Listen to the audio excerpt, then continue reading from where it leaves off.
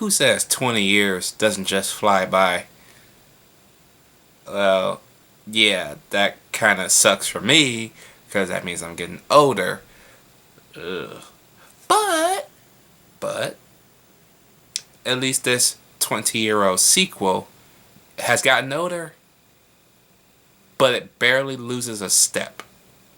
Barely. Let's get into it.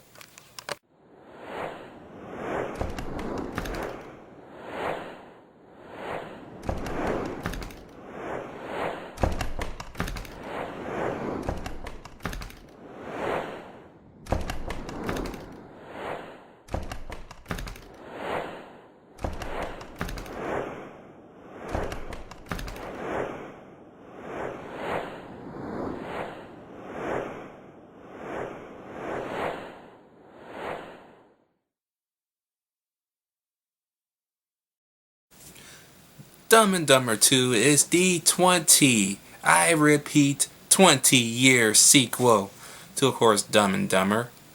And yes, it is 1,000 times better than that shitty prequel we got less than almost 12 years ago.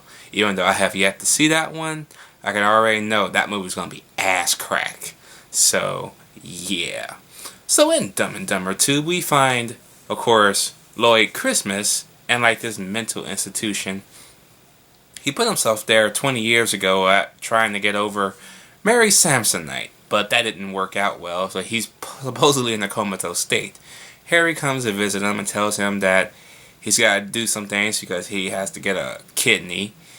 And, of course, something else happens. So he comes out of it and tells him, oh, it was just a gag. Yeah, a 20-year-old gag. That's kind of fucked up, but yeah.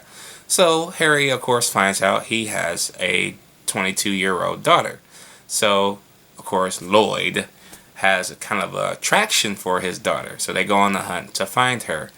And along the way, we meet these other two people. I don't know the girl's name, but Rob Riggle's in it. And these two are a pair of bad guys. And they're interested in this package that the girl's dad was supposed to take with her, but she ends up leaving it behind. So of course the boys are going to deliver it to him at the same time so they can meet her. And Rob Riggle goes along to try and get the package back. Yeah. Now, this movie is not as good as the first movie. Hell no. That first movie was gold. Okay? That was when the Farrelly Brothers knew how to write good shit. I mean, because after that movie, I believe we had what's that movie with Cameron Diaz and Ben Stiller? Something About Mary, and then the next Jim Carrey movie would have been Me, Myself, and Irene. That's when they were making good shit, man. This one's not that bad, but it's not very as good. But it is a memorable movie, so that's a good thing. Now, some of the jokes do fall flat. I mean, flat as a soda pop. Okay, or dry as a martini, wherever you want to put it, they kind of fall flat. But the ones that land, they land like a 747. That's fucking awesome when they do land because you be laughing your ass off. Okay, and it's good to see Jim Carrey and Jeff Daniels back. I didn't even know Jeff Daniels was pushing 60. Holy shit, he doesn't look like he's 59 years old. I'm serious. Jim Carrey, I didn't even know was 52. I thought he was still in his 40s. Holy fuck. That's a hell of a difference right there. Holy shit. But these two have some good chemistry. I love the chemistry between these two. And as you can always tell when they're making a movie, they're having fun doing it. And if you're not having fun while making a movie, what the fuck are you doing there? And that's always a plus when you see that, because it makes the movie that much more enjoyable. Even though they have some stale lines, they kind of work around those lines and kind of try to make them better, if you will. Plus, Harry's daughter's fucking hot. Okay, she is. Yeah. Only problem with that, she's as dumb as he is. That's awesome. Okay, even has the same mannerisms, so that's even more cool. And I do like the little spin they have in this movie. I do like some of the nods to the original movie, even the same apartment. You got the boy who played Petey when he was younger, and he was a blind kid, and they gave him a bird. He's back in here, and he looks almost the exact same, just 20 years older. And a surprise cameo that I will not spoil at the end of this movie. I'm like, holy shit, you got him back too? 20 years later? Holy shit, that's awesome. That's fucking awesome. Okay? Now, there are going to be some people that will not like this movie. They probably downright will hate it.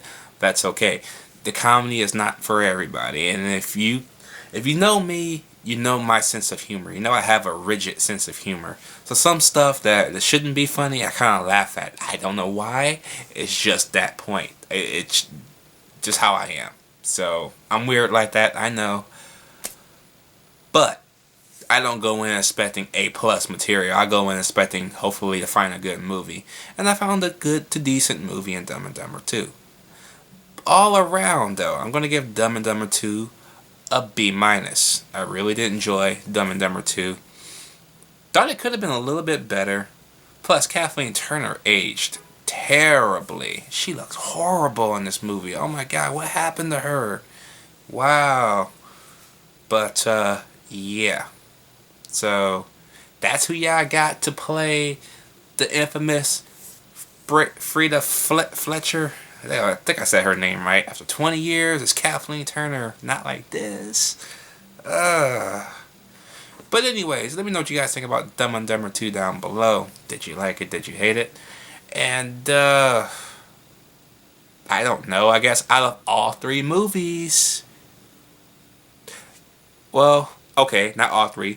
Out of all 3 movies, the first one should not count. But I mean, out of these last 2 movies, which one do you like the most? Dumb and Dumber 2 or Dumb and Dumber?